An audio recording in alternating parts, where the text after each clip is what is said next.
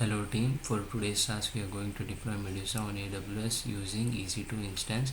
For the first task itself, we have already deployed Medusa using on localhost using local terminal. So for today's task we are basically going to do the same thing, but the catch is that we are going to use AWS services, that is EC2 instance. As you can already see that I have used EC2 instance connect over here. I've basically opened up the AWS terminal to type in the commands, and I've already run Medusa develop command to deploy our Medusa on our local host. So after typing in the public IP along with the port, you can say that we have retrieved a JSON file over here. So we are getting this kind of output basically, as we have not done the API endpoint configuration and production is not done over here, but the deployment is already done for the Medusa.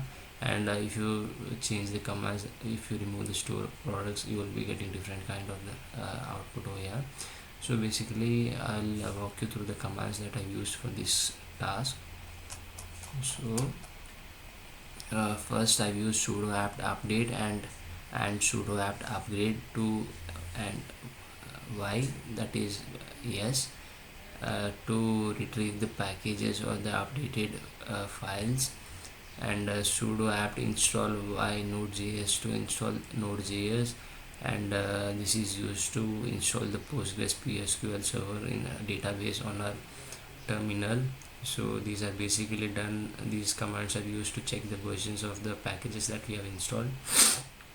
And we have also installed npm, that is node package manager, and installed Postgres, and we have done the Postgres PSQL configuration. And you have to install the Medusa CLI command line interface, and we have retrieved Medusa new my Medusa store, that is we are retrieving a repository from the Medusa module. And finally we have used Medusa develop to deploy our Medusa on the local host. So basically these are the commands that I've used for this task. The commands that are mentioned below are not necessary for the project or for the task, and these are basically for the practice that I've used over here.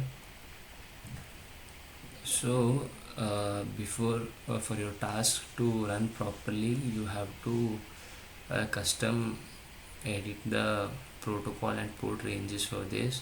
As for deploying it on localhost, we have used protocols such as HTTPS and HTTP, and we have edited or typed in the default port ranges for that. And we have also edited the custom TCP and port range 9000 and 7001, that is 9000 for local server and 7001 is for the local host to deploy it in this. So basically this is pretty much the configuration that we have done for this task. So security credentials and EC2 instance, create an EC2 instance and deploy it on localhost using these commands.